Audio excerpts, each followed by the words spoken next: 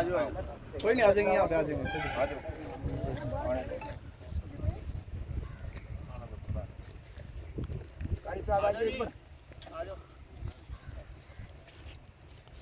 आज हमारे बीच में हमारे गांव गढ़ी देशक, ग्राम पंचायत गढ़ी देशक, राना माजरा, और ये जो हमारा जो पूरा ग्राउंड है, ये क्रिकेट का जो चौधरी क्रिकेट टूर्नामेंट शुरू हुआ है यहाँ, उसके मैच का उद्घाटन करने के लिए हमारे बीच में करनाल लोकसभा के बहुत ही बेहतरीन और बहुत मजबूत कैंडिडेट हमारे बीच में पहुँचे हैं। एक बार जोरदार तालियों से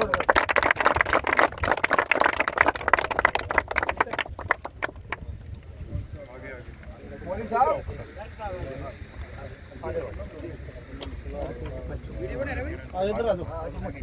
आ जाओ प्रधान जी, आप भी हाँ आओ।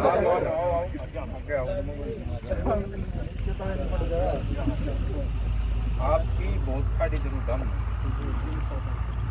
आपके भरोसे मैं टिकट लेकर आया जी। कुछ रोशनी डालिए बच्चों पे। अभी हमारा ये इलाका है, बहुत ज़्यादा शौक है, अभी स्टार्ट है और करीब ये 10-15 दिन जो है इसी तरीके से गेम चलेगा। और बीच में कभी भी और भी इधर अगर आना हो तो हम आपको कई दिन टूर्नामेंट कई दिन की आज पहला दिन कल तैयारी करी थी, आज शुरू है। हाँ सारी खंजा दिन है सब यहाँ पर इसमें है। ओके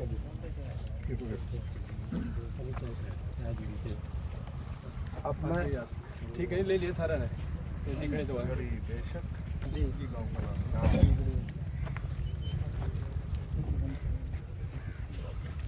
इस साइड आ ठीक है, कर दिया चालू। आप करनाल लोकसभा के क्षेत्र में जो गढ़ी देशक गाँव है, जितना साथ में लगती है, यहाँ पे जो आज की युवा पीढ़ी की बात की जाए या खिलाड़ी की बात की जाए, आज नशे की ओर अग्रसर हो रहा है। क्या सरकार इसमें जो सत्ता में बैठी हुई सरकार जिम्मेवार है? और आप यहाँ पे आज रिबन काट उद्घाटन कर रहे हो एक प्रकार से, देखो यहाँ पर युवाओं का हौसला बढ़ाने आए हो, और एक तरफ युवा पीढ़ी जो सत्ता में बैठी सरकार कहीं ना कहीं इसका जिम्मेवार है, नशे की तो जो नशे की ओर अग्रसर हो रही है। देखो, ये जबकि बीजेपी सरकार आई हुई है, इससे पहले कांग्रेस का भी यही हाल था, दोनों ही एक सिक्के की दो पहलू थी। तो इन्होंने युवाओं का रोजगार रहने ही नहीं दिया, युवाओं को बर्बाद करके रख दिया, और युवा रोजगार ना होने की वजह से या तो विदेशों में पलायन कर गए, और जब विदेशों में पलायन करा तो उनके पीछे माँ बाप जो बुढ़ापे में उनको बच्चों की ज़रूरत थी, लेकिन वो रोजगार की मजबूरी से विदेश गए, और पीछे जो माँ बाप हैं उनके वो अकेले धक्के खा रहे हैं, वो बेसहारा हुए पड़े हैं। तो मैं तो अगर ये साथियों ने मेरे भाईचारे मेरे साथियों ने मेरे को मौका दिया, तो मेरा सबसे पहला काम ये रहेगा भी ये जो युवा बाहर जा रहे हैं उनके लिए यहीं रोज़गार की व्यवस्था करी जाए। अगर रोज़गार की व्यवस्था यहाँ हो जाए तो मेरे ख्याल बाहर जाने का तो मन ही हट जाएगा, और जो बाहर गए हुए हैं वो भी वापस अपने रोजगार की आप बात कर रहे हो, बीजेपी सरकार ने नारा दिया था हर साल 2 करोड़ लोगों को नौकरी दी जाएगी, और आज जो बेरोजगारी की बात की जाए कितनी ज़्यादा, तो एक बच्चा बेरोजगारी के लिए कोई अपनी ज़मीन बेच के विदेश जा रहा है, या कैसे ना कैसे अपना देखो कोई इस तरह से काम चला रहा है, और बेरोजगारी कितनी बढ़ चुकी है। 2 करोड़ लोगों को रोजगार देने की बात बीजेपी सरकार ने की थी, कहीं ना कहीं मतलब विफल हुई।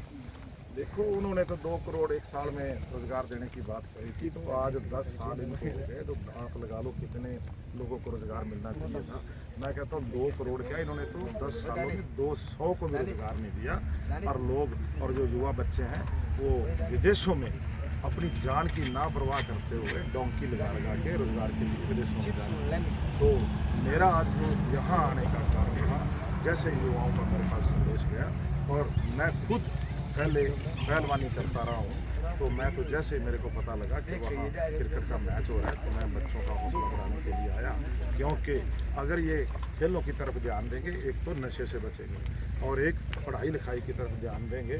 वैसे तो इन सरकारों ने पढ़े लिखेंगे कहाँ, जब इन सरकारों ने तो सरकारी स्कूल ही बंद कर दिए। ये भी बता रहे हैं संविधान को खतरा, इस बारे में क्या कुछ कहना, क्या कुछ राय है आपकी? देखो, दोनों ही काम हो गए। इन्होंने पहली बात तो सरकारी स्कूल सारे मर्ज कर दिए, सरकारी स्कूलों को ख़त्म करने जा रहे हैं। तो जब सरकारी स्कूल नहीं होंगे तो बच्चे पढ़ेंगे कैसे?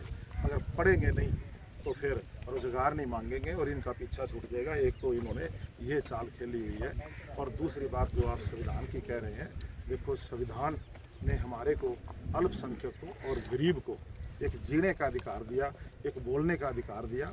हमारे लिए अल्पसंख्यक के लिए और गरीब के लिए तो जो संविधान है वो पवित्र ग्रंथ है, लेकिन ये जो बीजेपी की सरकार है ये कहीं ना कहीं मतलब हर तरीके से संविधान को ख़त्म करने पे तुली है, अंदर ही अंदर खोखला करने जा रही अगर है। करनाल लोकसभा से आपको जिताया जाता है वोटों से, और जैसे भी आपकी क्या कुछ मुद्दे होंगे, क्या कुछ गरीब लोगों के लिए, क्या कुछ रोजगार के लिए, युवाओं के लिए क्या कुछ आपके मुद्दे होंगे?